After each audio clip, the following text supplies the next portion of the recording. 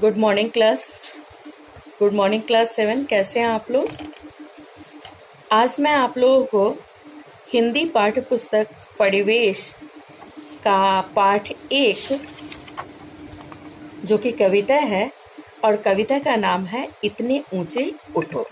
ठीक है, कविता का क्या नाम है? इतने ऊंचे उठो। जैसा कि नाम से ही आपको प्रतीत हो गया होगा कि कवि हमें अपने जीवन में बहुत आगे तक बढ़ने के लिए प्रेरित करना चाहते हैं। कविता के कवि है द्वारिका प्रसाद माहेश्वरी। ठीक है, तो इस कविता में के रचयिता द्वारिका प्रसाद माहेश्वरी इस कविता के द्वारा हमें कहना चाहते हैं कि अतीत के बातों को भुलाकर भविष्य के लिए अब नई सोच, नई कल्पना, नए सृजन के लिए हमें आशा रखना है। इस तरह कवि कहते हैं कि भविष्य में अगर हम भविष्य में कुछ नया सृजन करना चाहते हैं तो हमें बीती हुई बातों को भुला देना चाहिए। इस तरह हम अगर धरती पर स्वर्ग लाना है, अर्थात धरती को स्वर्ग जैसा सुंदर बनाना है, तो अपने मन से ही नहीं बल्कि लोगों के मन से, संसार से, लोगों के मन में जो भेदभाव है, ईर्ष्या है, द्वेष है, जाति, रंग, रूप आदि का जो भेदभाव है, उसे अपने मन से त्याग देना चाहिए और सबको समान दृष्टि से देखना चाहिए। ठीक है, कविता की पंक्तियां कुछ इस प्रकार से हैं। इतने ऊंचे उठो कि जितना उठा गगन है, देखो इस दुनिया को एक दृष्टि से सिंचित करो धरा समता की भाव दृष्टि से।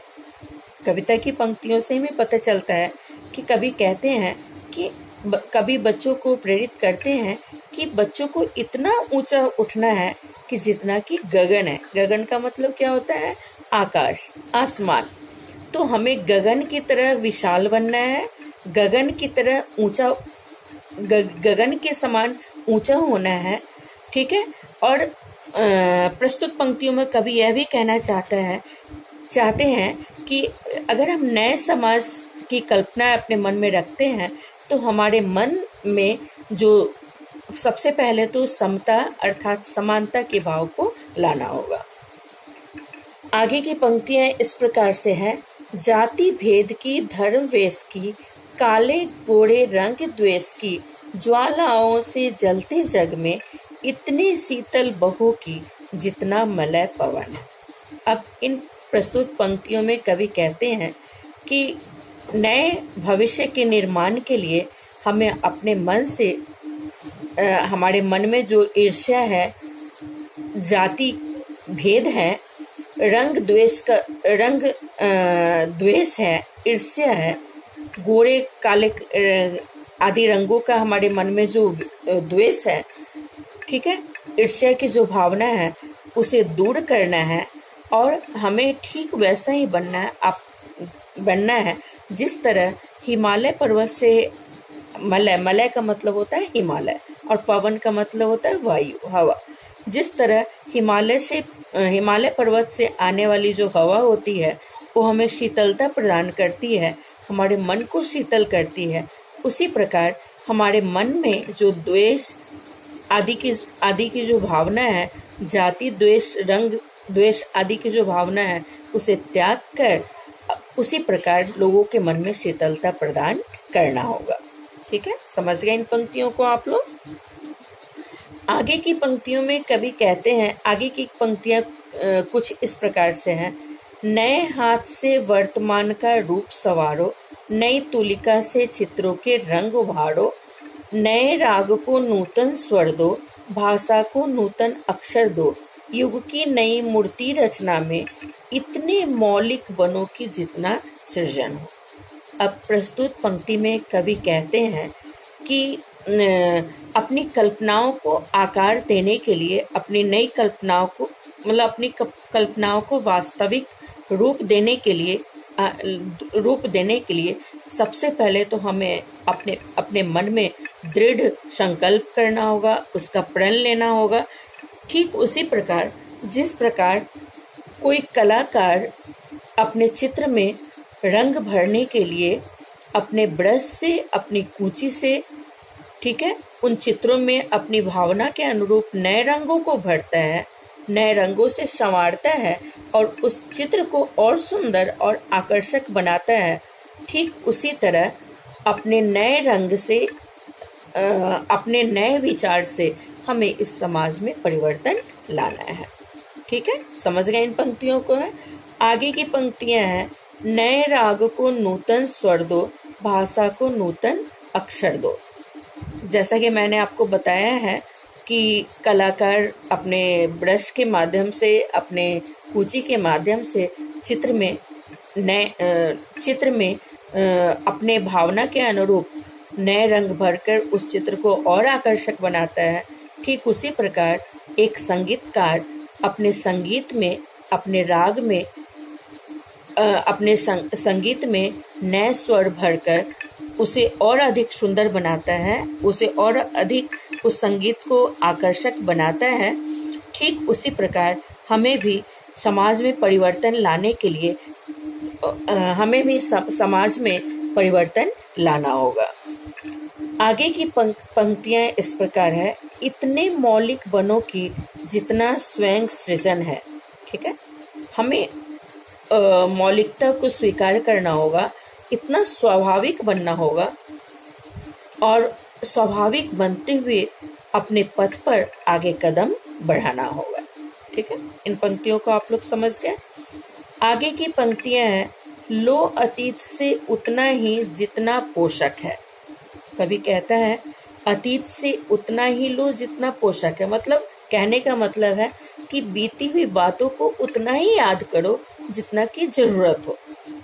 बीती हुई बातों को याद करके अपने समय को व्यर्थ नहीं गंवाना चाहिए, क्योंकि बीती हुई बातें हो सकता है कुछ अच्छी घटनाएं भी हो और कुछ बुरी घटनाएं भी हो और कुछ अच्छी बातें भी हो।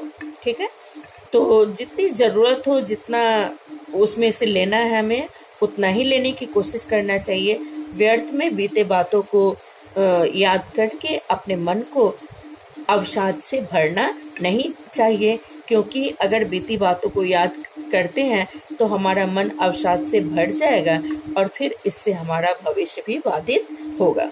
तो हमें बीती बातों को याद करके अपने भविष्य को भी और अपने वर्तमान को भी खराब नहीं करना चाहिए। ठीक है, आगे की पंक्तियां कुछ इस प्रकार से है, जीर्ण शीर्ण का मोह मृत्यु का द्योतक है।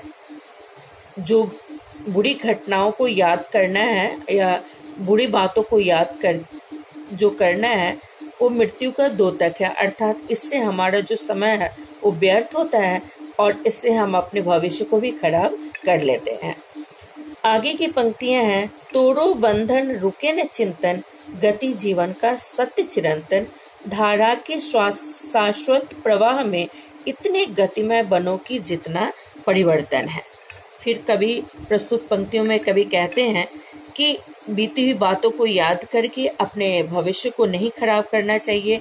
इससे क्या होता है कि हमारा भविष्य तो खराब होता ही है, जो हमारा वर्तमान है वो भी अवरुद्ध हो जाता है, रुक जाता है, आगे अच्छाई की तरफ हम नहीं बढ़ पाते हैं। तो इस तरह के बंधनों को हमें तोड़ देना चाहिए।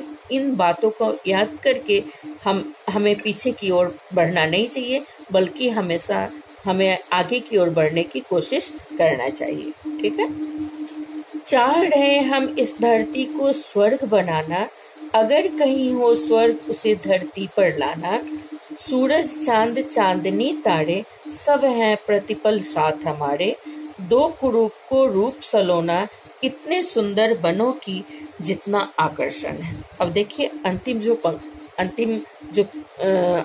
अंतिम पंक्तियां जो वो काफी सुंदर है और बहुत कुछ सीख हमें देते हैं। इन पंक्तियों में कवि कहते हैं कि अगर धरती को स्वर्ग की तरह सुंदर बनाना चाहते हैं, उसे अपनी कल्पनाओं से साकार रूप देना चाहते हैं, मूर्त रूप देना चाहते हैं, तो अपने मन में अच्छाइयों को लेकर हमें बढ़ना चाहिए अपनी बुराइयों को दूर करने की कोशिश करना चाहिए, अपनी बुराइयों को दूर करना चाहिए। और हो सकता है कि हमारे परिवेश में, आसपास में भी अगर कोई बुराई हो तो उसे दूर करने की कोशिश करना चाहिए। अपनी सोच और भावनाओं को हमेशा ऊंचा रखना चाहिए। अब ये नहीं सोचना चाहिए कि अगर हमारे साथ कोई बुरा बर्ताव, बुरा व्यवहार कर रहा है तो हमें भी उनके साथ बुरा ही व्यवहार करना चाहिए, बल्कि उनके लिए भी हमें अच्छी सोच रखना चाहिए। और अच्छी सोच और भावनाओं को अच्छी सोच और भावनाओं को रखते हुए ही हम ऊंचा उठ सकते हैं। तो इसलिए हमें अपनी भावनाओं को सदैव ऊंचा रखना चाहिए। आप सभी जानते हैं और कभी भी कहना चाह रहे हैं इन पंक्तियों में कि अच्छी सोच ही हमें सुंदर और आकर्षक बनाता है, समाज में नई जगह हमें देता है। तो सदैव अपनी सोच को